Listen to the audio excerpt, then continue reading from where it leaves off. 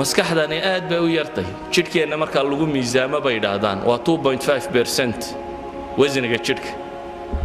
waxay yiraahdaan waa 1330 gram meelahaas bay ku tilmaamaan isku celcelintu kiilo iyo xoogaa yar way maskaxda kugu jirta haweenkana bay yiraahdaan raggu 40 gram buu ka weeyay yani isku celcelinayana 40 gram bay ka miisaan yariyeen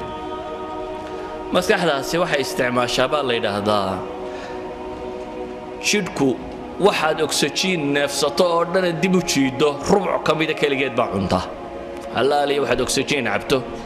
rubuc kamida maskaxdaas cabta maskaxda waxa ku jira balaayiin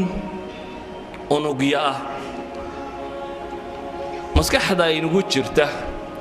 waxay yiraahdaan 22 decimeter kama taqaaneen centimeter ma aha hoos uga sii kac decimeter 22 decimeter oo murabbac yani square 22 decimeter intuu leeyahay somewhat meelahan buu leekaanaya waa wax aad u yar centimeter waa decimeter 22 decimeter oo square oo maskaxda bini aadamka ka mid bay yiraahdaan waxa ay qaadi kartaa 20 milyan oo volume ama book inta ku qoran bay qaadi kartaa ma u malaynaysaa in awood inta leegaad wadato waa 22 decimeter in kamid oo maskaxda sidata kamidi waxa ay qaadi kartaa bay leeyihiin 20 milyan oo mujallad oo mutawasit alxajmiya waxay ku tilmaamaan مثلا أحد العلماء وبروفيسور كلادا ماك روزيزن وكم دا علماء مسكحة دراسيسة جامعة كاليفورنيا سنوات بدن بو دراسيني كذبوا حليه هي هديبو يري مسكحة بني آدمك مالين كستا 10 معلومات في الثانية الله شيء قبوا لي سكند كستا 10 شيء هدي الله شيء قبوا لي سكت كوال برقصي هل كان من يتبع لحدا سكنه سكند كستا أما ثانية كستا أو كم إذا نلاش قفكه هدي الله شيء قبوا لي 10 شيء 10 معلومة الله شيء مدة لحدا صنادات اللقوة ده هبين إيام مالين تونا أن لك لتشوشين واحد قياسته سكند كستا 10 بالقو شيء يا شيء لحدا صنادات بانا لقوة ضيّة هبين إيام مالين بنا والقوة آخرين إياه وحلايا معلومات كاسي مسكحة بني آدم كمبو حنيان 1 على مليون من حجم العقل بوليه 1 على مليون من حجم العقل استدرادت بي waxay ku tilmaamaan insaanku maskaxda ku jirta